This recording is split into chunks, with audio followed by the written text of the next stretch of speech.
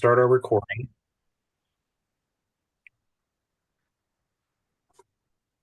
Okay, good morning. I'm Brian LaPasse, Chief of Program Services for OPSC. With me today is Joshua Potter. He's an Operations Manager in Program Services. We have a whole host of others as well. Josh and I are going to be facilitating today's meeting and helping out with questions and answers after each presentation. If you have questions during the presentation, and you don't want to forget they are, just go ahead and throw them in the chat, and we'll make sure that we get to those as soon as the presentation concludes. You'll also have an opportunity to use the raise your hand feature in Zoom, and we'll keep calling you if you want to just verbally ask your question. We're going to be advancing topics today on small size school district program. And then sort of related to that, we have CDE here that's going to be discussing the Supporting America's Schools Infrastructure, or SASE, grant program. And then lastly, we're going to be discussing energy efficiency grants from Prop 2. And we have DSA here with us today to kind of help out with that topic. They have some input for us as well.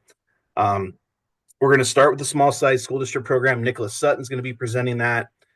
We have some additional proposals today for you to consider. We're getting one step closer now we're actually one step away, I should say, from bringing regulations forward for all of you on that program.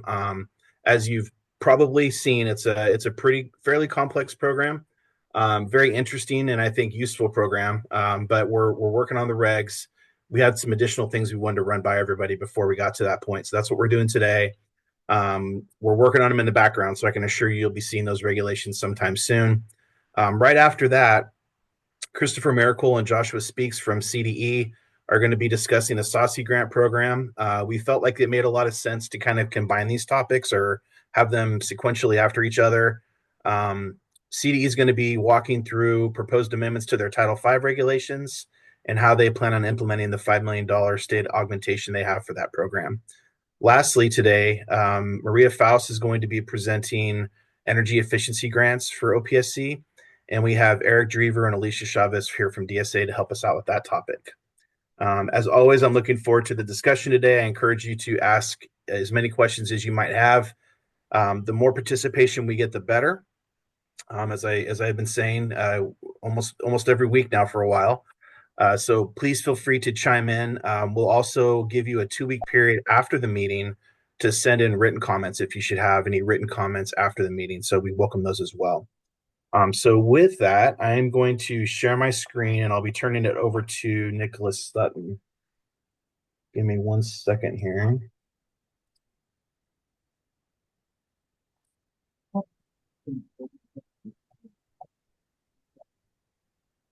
Hopefully everybody can see that okay.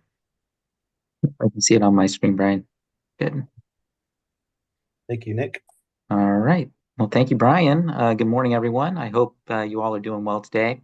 As Brian mentioned, my name is Nicholas Sutton, and I'm here today to continue our discussion about the proposed implementation plans for the new small size school district program, which I may also refer to as new program throughout the rest of this presentation. In our item, we have provided links to the full text and to the recording from the initial stakeholder meeting that was held on February 13th, 2025 for this topic. In this item, we address questions and stakeholder feedback that were not answered at the February 13th, 2025 meeting. Additionally, this item also presents a few additional topics, considerations, and proposals that we would like to request stakeholder feedback on. Beginning on stamp page 4 of this item, please find a summary of all the stakeholder feedback that was received either during the February 13, 2025 meeting or through written correspondence to our office. Please note that your specific comments and feedback may have been combined into one larger topic of discussion within this table. In response to our first stakeholder question regarding a creation of a separate workload list, please note that we will be developing a separate workload list to keep track of all of the new program applications. Please note that the new program list will not overlap with either the applications received beyond bond authority list or the current school facility program workload list. Applicants will submit the appropriate form for the program to which they are applying to and will be placed on the appropriate list. In the case of this new program, the proposed application for preliminary apportionment would be used to apply and would result in the application then being placed onto the small size school district program workload list. In response to our second set of stakeholder questions regarding the process for eligible applications that have already been submitted, but are wanting to participate in the new program, please note that the eligible funding applications will not be automatically added onto the new program's workload list. Instead, school districts will be notified of the option to withdraw their previously submitted application and to submit an application to participate in the new program once regulations are effective. I will provide further information about our proposed implementation process and 4 potential scenarios based on the application submittal timelines later on in this presentation. In response to our third stakeholder question regarding whether a school district can use funding from a small size school district program preliminary apportionment to comply with the 5-year school facilities master plan requirement, our understanding is that if a school district is eligible for and does receive financial hardship assistance as part of their program application, the small school district will be eligible to receive advanced site and or design funding and the project and construction management grant. The costs associated that are necessary to develop the required 5-year school facilities master plan can be an eligible expenditure specifically for projects receiving this project and construction management grant. Education Code Section 17078.35b specifies that the new project and construction management grant is available for small school districts to obtain services that in part assist with project planning. School facility program expenditures eligible for the development of the 5-year school facilities master plan are limited to the state and local matching share of the project and construction management grant. Expenditures beyond those amounts should not be reported on the expenditure report, as they will be considered operational costs for the school district and are ineligible for school facility program expenditures. For non-financial hardship school districts, the program application will only reserve funding if the application is eligible for the project and construction management grant. Because of this, the grant will be released to the school district at the time of final conversion, and a non-financial hardship school district can use their local matching share to help with the costs associated with developing and finalizing their 5-year school facilities master plans. In response to our fourth question regarding any consideration for a grant adjustment to small rural school districts, our response is that Proposition 2 did not authorize a grant adjustment for projects in rural areas. All projects for this new program will be funded similarly to standard new construction and modernization projects. The only exception is going to be for the new program is going to be for that additional supplemental grant of up to 5% for the project and construction management grant. In response to our question and corresponding comments regarding our fifth and sixth stakeholder feedback responses, which kind of align with one another, these are regarding pupils to be counted on the enrollment certification projection form SAB 5001 for the new program applications. Our current understanding is that the enrollment within any district should still be reported in accordance with the current Education Code sections, school facility program regulations, and the form SAB 5001 instructions. Education Code section 17078.35 through .38 created this program do not contain any provisions that are related to alternative methods of reporting enrollment.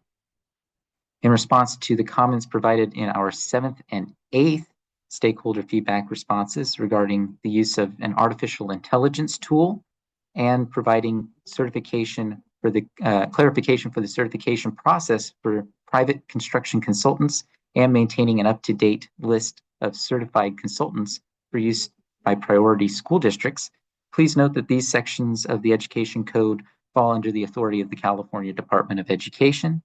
Our office has forwarded those comments to the California Department of Education for their consideration as they implement the provisions for the state augmentation of the federal Supporting America's School Infrastructure Grant program that was commented on in our 7th stakeholder feedback response. And since the California Department of Education will also be developing the certification process for private construction consultants, as commented on in our 8th stakeholder feedback response.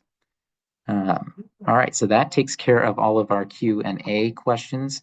But in addition to this stakeholder feedback that we'd already received for the implementation of this new program, we also wanted to present some options for how a school district could effectively transfer a funding application that is currently on the school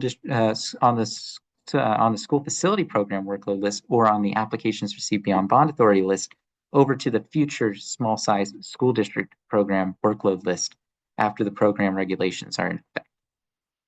So first, we propose providing a 90-day window for applications on either the school facility program workload list or the applications received beyond bond authority list. At the time the new program regulations become effective, we want to, or we propose that they can withdraw their original application for new construction or modernization funding and then submit an application for preliminary apportionment for this new program. This 90-day window would begin upon approval of the regulations by the Office of Administrative Law. Second, we propose to retain the original order for all application receipt dates as long as the requests are received within the established 90-day window.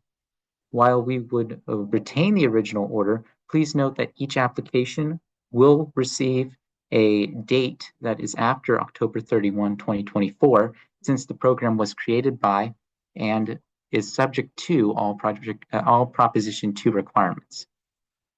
The intent of this 90-day window is to provide equity to all small school districts that desire to access this new program by maintaining a date order application processing without creating a so-called race to submit an application. 4 potential scenarios are described in just down below there on the bottom, starting on the bottom of page 8 and going all the way through stamp page 11 of this item. These potential scenarios include those small school districts who may qualify for financial hardship and those small school districts who do not. Additionally, a corresponding flow chart for each scenario is provided in attachment A8B of this item. The first scenario provides a series of 7 steps for a small school district with an application for design funding that is currently on the school facility program workload list or the applications received beyond bond authority list for either new construction or modernization program, to withdraw their original application and to submit an application for preliminary apportionment for the new program. Please note that the district's request for financial hardship assistance will be processed concurrently with the funding application, and it will follow our current processes for financial hardship. The second scenario provides a series of 6 steps, and this will be for school districts, for small school districts with an application for full funding that is currently on the school facility program workload list. That is currently on the school facilities workload list, or applications received beyond bond authorities list for either the new construction or modernization program and previously received a design apportionment. Please note that the district's request for financial hardship assistance, just like with scenario 1, will be processed concurrently with the funding application and will follow all current processes for financial hardship. The third scenario provides a series of 5 steps for a small school district with an application that is for full funding on the school facility program workload list or the applications received beyond bond authority list, and again, for either new construction or modernization programs. And the small school district is not, in this case, is not eligible for financial hardship assistance. The final scenario provides guidance for a small school district that has not yet submitted a funding application to the school facility program and would like to seek funding under this new program. If a small school district's application is submitted to our office prior to the effective date of the regulations for this program, the application will fall under the previously mentioned first, second, or third scenarios, depending on whether or not they have financial hardship assistance eligibility and whether or not they have any design-only funding is being requested or has been previously received. If the small school district's application is submitted to our office after the effective date of these regulations for this new program, the final scenario in item number 4 there provides a series of 6 steps that the application will go through. All right. Thank you very much for taking the time to listen to our responses to our stakeholder feedback that was received in response to our initial proposals for this new program, and also for listening to our additional proposals surrounding these 4 potential scenarios. I would like to pass this back to Brian now to open our conversation up to any feedback and questions from our stakeholders that are in attendance. Brian? Thank you, Nick. Thank you. Hope I didn't throw you off there. I decided it might be nice to show these kind of this illustration we have of the different scenarios that Nick was mentioning. So if you want to look at them a little bit more in detail in our item, you can download the item and go back to pages 8 through 11 to see a little bit more details about each of those steps. I'm not seeing any questions in the chat. Are there anybody that has a question at this time for Nick or for anybody else? Looks like Rebecca Kayleen. Thanks, gentlemen. Thank you. Really good presentation on a complex issue. So we appreciate that. And all the thinking that you're doing on the different scenarios. I had a couple of questions for you. The first is converting from the workload list or the ARBA list if a district makes that choice. Do you have any sense of how many of the applications that are currently on those 2 lists, whether the number or the dollar amount volume, are small school districts that might have the option to convert? I'm just trying to get a sense of the scale. Yes, we did look at that. I can't remember the exact figures, but I wanted to say uh, there was roughly it was somewhere between 100 and 150 million Okay. for each new construction and modernization. I know that we have those numbers, and so maybe next time we could bring that exact information forward. But I think it was roughly somewhere in that neck of the woods. We don't know if they all would decide to move over or not. Part of moving over to the new list would be Prop 2 requirements. And so some districts might opt to remain under old rules and stay on the list that they're on. But I think it was somewhere in that neighborhood of the value of the applications. Okay, thank you. And then the second question that I had was this wouldn't apply to scenario 1, but in scenarios 2 through 4, some districts might, and this is related to the 2-step process of the preliminary apportionment and then the final full funding request. I'm curious what the timeline might be if you're a project that's essentially ready for your full funding at the time of conversion. Do you have a sense of how long it might be between getting the preliminary apportionment and then the ability to file for the full funding? Could they do it right away? Kind of what would that timeline look like?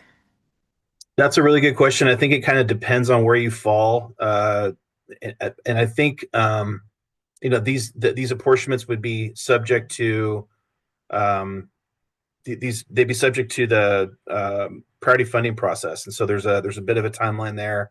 So it really kind of depends on where you fall in that process. Um, as you all know, depending on so like right now, we're getting ready to have a priority funding window that opens from the middle of May until the middle of June. If you received an unfunded approval in February of this year, it's about a 3 to 4 month time period until you can participate in that round, and then subsequent to that into a bond sale in the fall. If you're being approved at the April meeting or the May meeting, or I'm sorry, the April meeting, April or May, it'd be much quicker than that. So if you're talking about how long will it take from the time they're processed, it really just depends on exactly where they fall, but it would be somewhere in the neighborhood of, you know, 3 or 4 months to up to maybe 6 or 7 months from the time that we process a preliminary apportionment and it receives its fund release. Um, and then you'd be able to just convert that application right away if you were already ready to go, if you already had your plans designed and those types of things. So it kind of just depends on the situation. And maybe that's something that we can provide. Maybe we can provide a timeline of sorts that will illustrate that a little bit better when we bring this back next time. I think that just to close out, I think that might be helpful because it might be part of the calculation when districts are deciding whether they're going to stay on today's workload list or the ARBA list or convert over to the new program. Thank Yeah, you. you're welcome. Yep. And I will mention too, we were just talking about this on the side a little bit. What our plan would be, and we'll articulate that as well at our next meeting a little bit more. But we're going to be processing these in parallel with normal SFP because it has its own carve out of bond authority.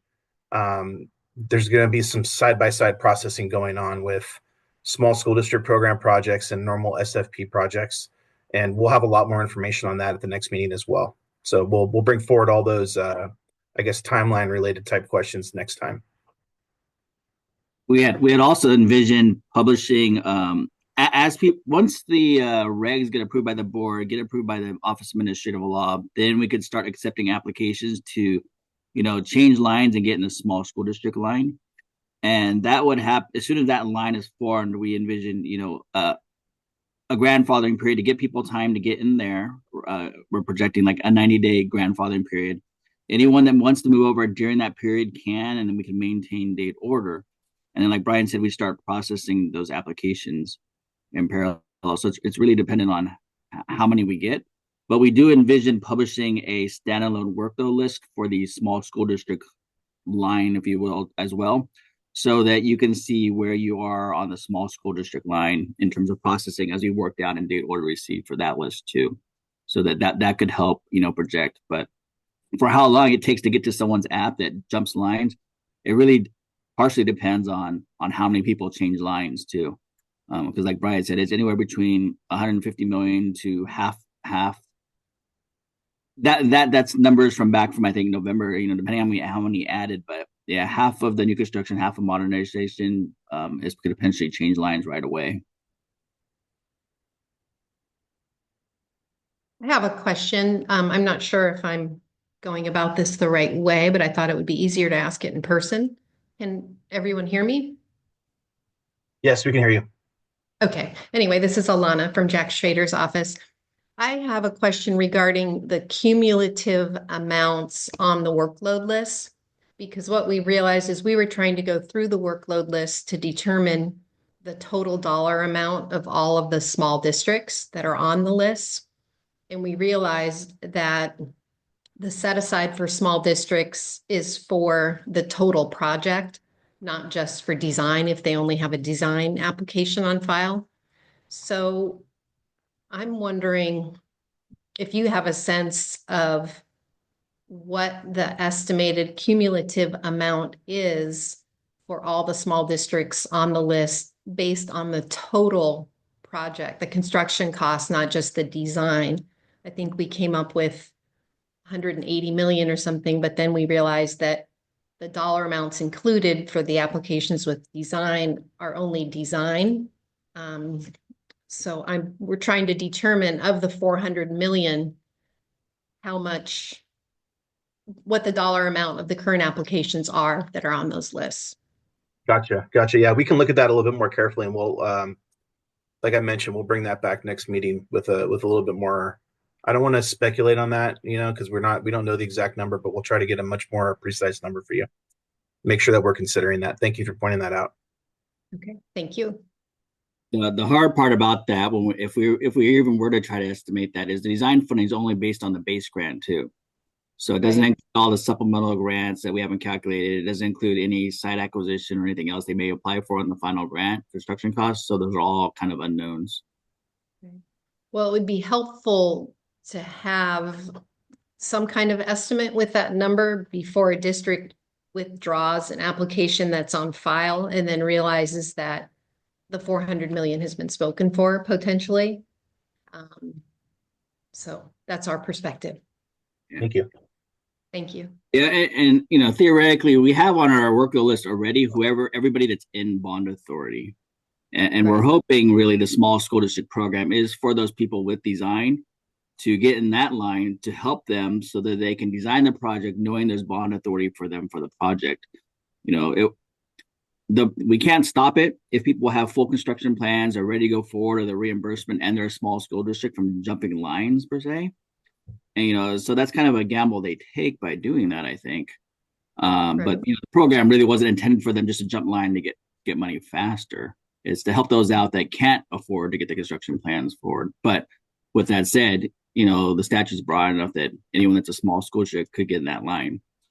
So, that will be a choice local districts will have to make. We intend for school districts that if you are going to change line, you do need to step out of line the other one. You can't keep placeholders in both lines and try to figure out which one's going to go first. You do have to withdraw your app on the prior application. So the form we envision on the new program will ask you which project number you're coming over from, so that we can remove you from one list, add you to the other list.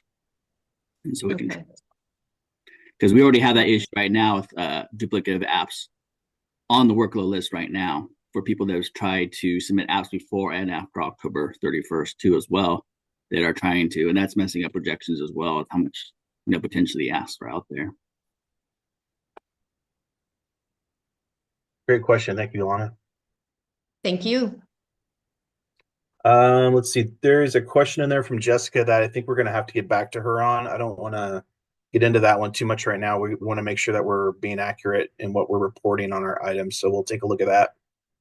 Emily's question, she says, for scenario 4, if a small school district submits an application for preliminary apportionment after the effective date of the regulations for this program, how will their application be added to the small school district workload list? And are new projects going to be added based on date received as well?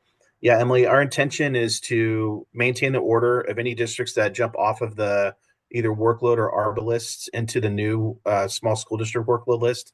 We intend on maintaining those dates in order that they'll get a new receive date, just to make sure that they're able to apply under Prop 2 provisions. They have to be received on or after October 31st of 2024. So they'll receive a new receive date for that purpose, but we're going to try to maintain the order. We will maintain the order that they were on those original lists. And then other projects will be able to apply, new projects will be able to apply to that list as well. And those will go in date order like all of our lists go. And again, we'll expand on those ideas a little bit and articulate it and illustrate it a little bit more for next time. These are all really important questions. Thank you for asking them. Yeah. Okay. Any other questions before we move on? Okay, I'm going to be turning this over to Christopher from CDE. I'm going to go ahead and unshare my screen, and Chris will share his screen, and then CDE will present their saucy topic. Okay, Chris, go right ahead. And looks great.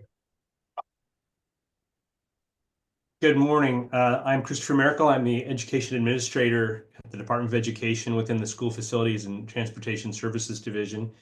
My colleague Joshua Speaks and I have been working diligently to bring this item to you for feedback. Before we get started, I want to thank the OPSC team for their support and hospitality and letting this crash one of their stakeholder meetings. So thanks very much. As we go through the item, I've highlighted key language to assist in the discussion. I hope that's helpful. There will be time at the end for questions as to the previous item, but I'm happy to pause, particularly in the more complicated sections. This item begins on page 15 in the PDF. I just want to, on this first page, I just want to highlight that the 4 bullets here are the content that we are required to address within the regulations. We think the bullets 2, 3, and 4 aren't that complicated, but the first one is complicated, and it's where we spent most of our time, and it's where we spent, if there's discussion today, we suspect that's where it will land. In order to understand the purpose of this bond-funded program, it's important to understand the background of it. So on page 16, you'll find a description of the federal grant that was called the Supporting America School Infrastructure Grant Program. And that we received that grant in January of 2024. It's a $5 million grant. It is not a pass-through grant. No money flows to districts. It is a The program is designed to provide technical assistance to small school districts or high need districts as defined in the grant. And you can see the four components of what that grant is supposed to do: providing technical assistance to a select number of LEAs, creating county and regional networks of support, using both the conversations and the technical assistance to create centralized online resources in that space, but also to increase the capacity of the CDE to provide more assistance in the future to high need districts. That's the purpose of the federal grant. So in July of 2024, the governor signed AB 247, which created this augmentation of the federal grant. And so in short language, we're just going to call it the Supporting Priority School District program. And the most important thing here is that the intent of the legislation in AB 247 is to expand the federal grant. And so it is largely similar in its construction to the grant. However, there are two key differences. One, we have to create regulations, hence our presence here today. And two, the criteria for selecting districts is different than the federal grant. And we'll get to that in just a minute. We've tried to highlight what we believe are the principles that we were trying to follow as we develop these concepts. And you'll see that the first is ease of application. We want to make it as simple as possible for districts to apply for this. We want to make it simple, make it easy. And the second principle is to use definitions for all the pieces in this with existing definition that is already in either statute or in regulation. And then finally, the third principle was, if necessary, we would use a weighted point system score applications. And I will just say now, I believe we'll do it if we have to, because we suspect that there will be more interest than funding can serve. And so we'll have to have some way of differentiating from interested districts. Beginning on the top page 16, when we say simple, we mean a simple form to fill out and ask for data, only ask for data that we don't already have. So one of those, and you'll see this in the definition as we move forward for eligibility, is bonding capacity per enrollment. And so bonding capacity is just data we don't have easy access to. So we're going to need districts to supply that if they're interested in the program. Beyond that, we believe it's a letter from the board saying you're interested and other minor information that we might require, but we hope it's a simple form, and our intent is that it's submitted electronically. Beginning on the top of page 17 of the PDF, you can see I've highlighted here the language from the Ed Code that says the eligibility, districts meet one or more of the following criteria. And by making it one or more, that is how it differs substantially from the federal grant. In the federal grant, they had three criteria for identifying districts, and all three of those criteria were applied in identifying districts. But because of the language here, one or more, it means a district meeting any one of the four criteria would technically be eligible. We believe that number will far exceed the amount of money that we have. And that is why we decided we needed to do a little more work on figuring out how to define eligibility for the purposes of applications. Therefore, there are at least, there's approximately 513 school districts in California that have less than 2,501 pupils. And so in order to come up with a method of differentiating, we've attempted to organize the districts by enrollment, creating 8 ranges that you see here in the center of the screen. Our goal is to, in the spirit of the legislation, because it says one or more, it gives them equal value. And so to the extent possible, we've tried to create a point system where each of at least 3 of the 4 categories have the potential to earn the same number of points. And so you'll see as we go through that in the first 3 categories, you can earn up to 8 points depending on where you fall in this range. One of the challenges in creating this is that enrollment is not evenly distributed across the spectrum, right? So of the 513 districts that have fewer than 2,500 students, districts with less than 200 fully constitute 1/3 of all of those districts. So when districts apply, we would simply pull their enrollment data, and based on where they fall in this range, they would earn a certain number of points for their enrollment. The second category is low bonding capacity. And here we've taken the definition for that from the SFP regulation 1859.2 and assigned in 2-point jumps higher points for lower bonding capacity for enrollment. For the third category of high unduplicated pupil count, we've used the EC section 42238.02 for that definition. It basically provides quartiles, in quartiles for UPC. We've divided the upper 2 quartiles in half to create 6 levels of differentiation instead of 4, because we just need more levels of differentiation. If we simply took the top quartile alone, there are more than about 150 districts who alone have UPCs above 75%. So that's the big idea, that we'll have an application in which we're going to, interested districts will submit their application. We will look at, the numbers and use these scales to apply points and give priority to those that have the greatest number of points. I think I covered a lot of information quickly just now, so I'm going to stop and ask if there are any questions or comments.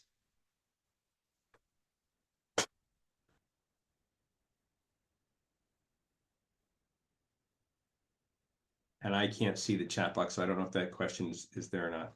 Yeah, I'm not seeing anything. Nothing in chat. I don't see anybody raising their hand. Okay. We'd offer one additional point for the final criteria, which is if a district has not previously submitted an application, one additional point for not having done that, for a total of 25 points for the application. Beyond that, the things that are required for us in the education code for the regulations is we have to have regulations for how we're going to create a county and regional networks of support. So you can see here, we're simply going to agree to make sure all LEAs can participate in that network, to convene those meetings quarterly, and those meetings may be convened on a virtually or in person, and regional and or statewide, depending on need and discretion and interest. And of course, we'll collaborate with county or state agencies and other organizations that are representing or supporting the priority school districts. Fairly simple construction for the networks of support.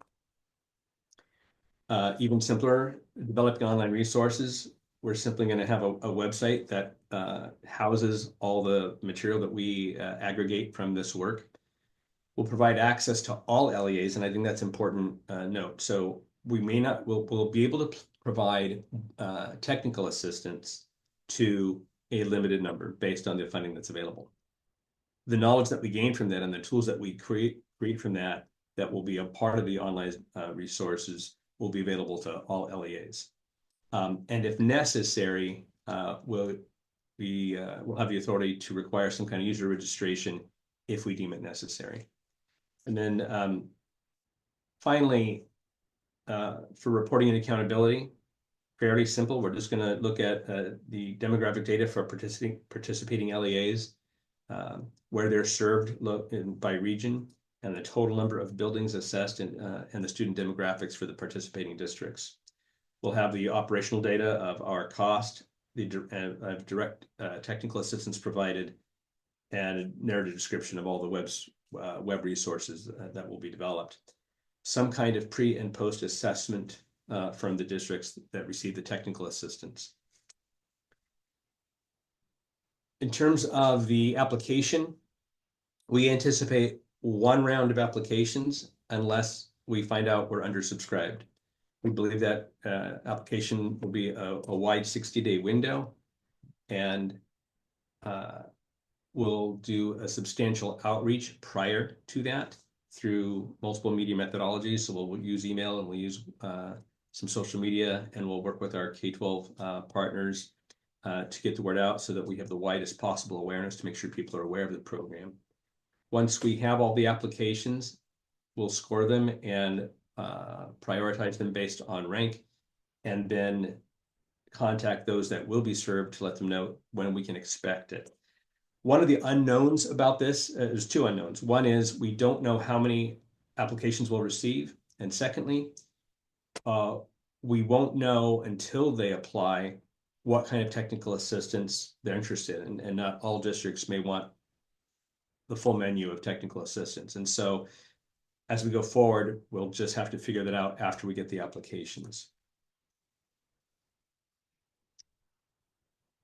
Our goal is to, after today, we hope that any feedback that we receive to be emailed to us by May 2. You can see we, in the item, we provided a new email address, prioritieschooldistricts@cde.ca.gov. We welcome your input and your questions, and look forward to hearing from you. I'm going to stop there. I think that's it, unless there are questions from the field. Thank you, Christopher. Yeah, we'll give everybody a minute to maybe generate some questions. Just wanted to say a special thank you to CDE for coordinating with us in the collaboration.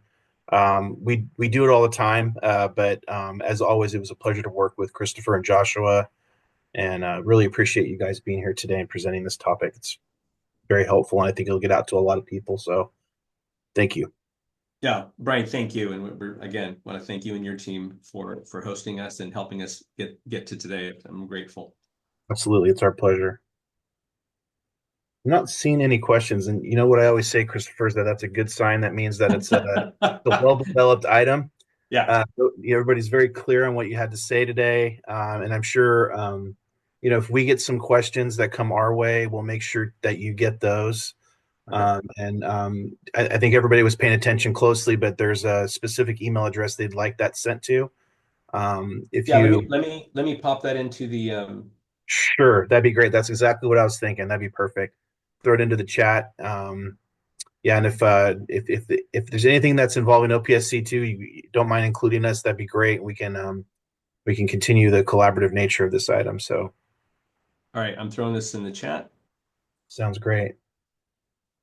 All right, I'm not seeing any questions, so I think we're good to go. Well, clarity is beautiful. Thank you very much. Yeah.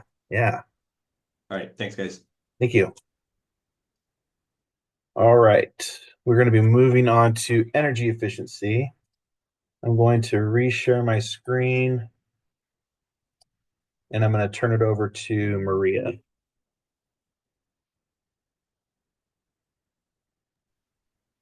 Good morning, everyone. As mentioned, I'm going to be continuing the conversation regarding the amended Education Code 17077.35, which is the supplemental grant for energy efficiency. We have taken any questions and feedback from the previous meeting on February 13th regarding this topic, and have provided answers appropriate to the information we have at this time in this item. OPSC has continued to have conversations with DSA regarding how this supplemental grant will be both reviewed and processed, and we are still in discussions to determine an appropriate and logical approach to the grant so that it can be to the benefit of any district requesting it. Previously, two options for processing this grant on either the sliding scale that was originally or on a flat rate basis were presented.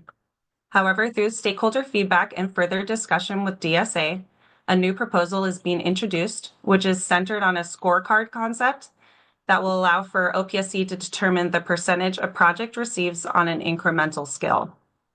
OPSC is working to finalize the details regarding this new proposal and will be presenting more information in a future stakeholder meeting. Any questions that were asked between the first meeting and this one are listed on pages 24 through 26 for stakeholder review. If you can skip to page 25, I'd like to draw attention to question 6, which is requesting clarification on a minimum threshold for projects and how a tiered approach could be implemented without imposing any arbitrary limits not laid out in statute. OPSC would like to note that the new proposal that is currently being discussed would allow for a tiered approach that would enable projects which have lower scores to be able to still receive the grant if it is showing to be exceeding Title 24 standards. If you could go to page 27. There are complicating factors to consider when determining how to effectively administer the grant without consideration to compliance with the California Energy Code. The new proposal would provide grant evaluations based on the California Collaborative for High Performance Schools version 2.0 or the California CHIPS criteria. This would give a project a score that would be used to determine the percentage on a sliding scale for funding up to the maximum 5%. The chart you see is a potential very basic scorecard as to how a project would be evaluated depending on the score it receives per the CHIPS criteria, and a percentage breakdown that correlates to the score given. Again, this new proposal will continue to be discussed and refined in collaboration with DSA. And if stakeholders have any comments on the feasibility of using the CHIPS criteria, OPSC is accepting feedback through close of business on May 2nd. For now, as mentioned, we do have a DSA representative, Eric Drever, in this meeting who can provide some details on how the scorecard may be utilized during processing, and I'll turn it over to him. If you have any comments or questions, please use the hand raise feature or put them in the chat. Thank you.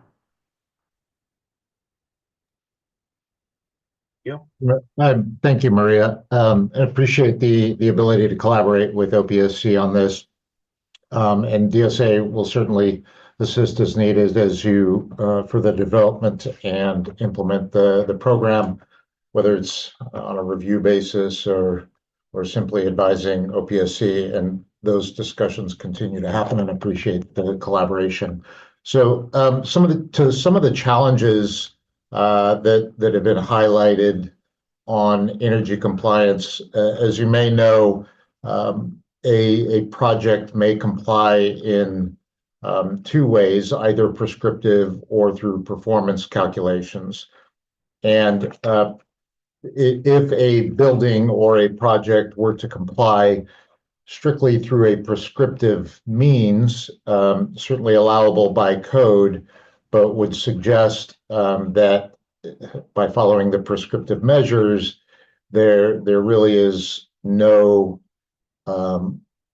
ability for a project to show an excess or beating energy requirements, as you're strictly meeting them through the prescriptive method. Admittedly, most projects opt to submit for compliance through the performance method, but even through the performance method, if you at all utilize that software, you'll know that as you go through the software, there are prompts to allow you to selectively use the prescriptive method to show compliance through the performance. So, for example, if you are strictly meeting the envelope requirements for insulation, you may select through the performance software that you are meeting those requirements prescriptively. And at the end of the software output, the compliance forms would only be indicating a compliance margin exceeding energy requirements for those specific items that have been analyzed through a performance method. Those items that you selected or your consultant selected to comply prescriptively would not be included in those compliance margins. An additional complicating factor is that each building is shown to comply or exceed compliance margin if you're using the performance method on a building by building basis. And as you know, certain buildings have a variant energy use intensity, and I'll use that term more broadly, just generally. For instance, a gym might use more or less energy than a classroom that's occupied daily or an office building that has a higher occupancy regularity, and as far as number of occupants might have a higher number of occupants in it. So the energy used for an office building would exceed some of these other uses. So presuming an overall compliance margin for an entire project really gets complicated and would require the team to come up with some, as mentioned, arbitrary or somewhat arbitrary methods to determine what the actual compliance margin of the entire project is. So understanding all of those complications to strictly show energy compliance, it was suggested that that we combine compliance margin with an abbreviated CHIPS criteria. And so by abbreviated, I mean there are certain elements within the CHIPS criteria that specifically relate to energy compliance, and that can be used to help justify the supplemental grants based upon how many of those CHIPS criteria a particular project might meet. And so DSA is in collaboration with OPSC and CHIPS developing those specific criteria, which I'm hearing OPSC will have available at the next meeting, and we'll certainly work to provide an update at that point. But in general, Maria is correct.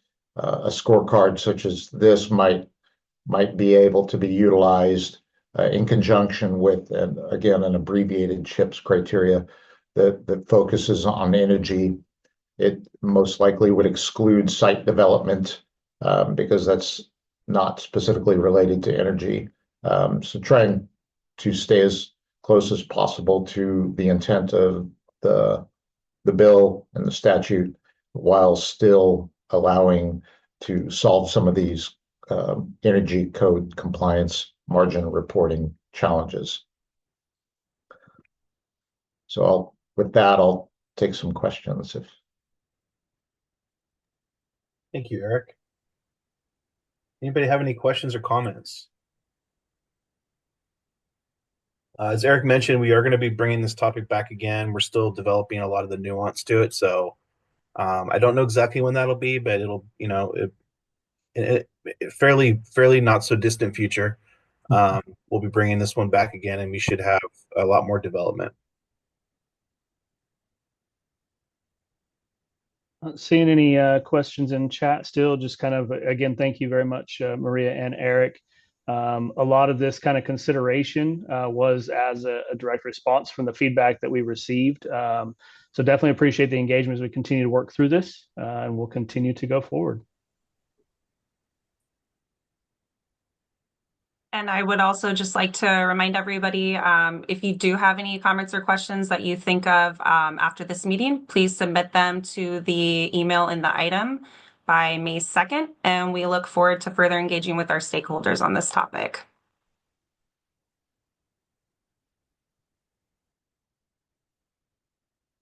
All right, so your last chance today, guys, about any of the topics. Anybody have any questions about anything at all?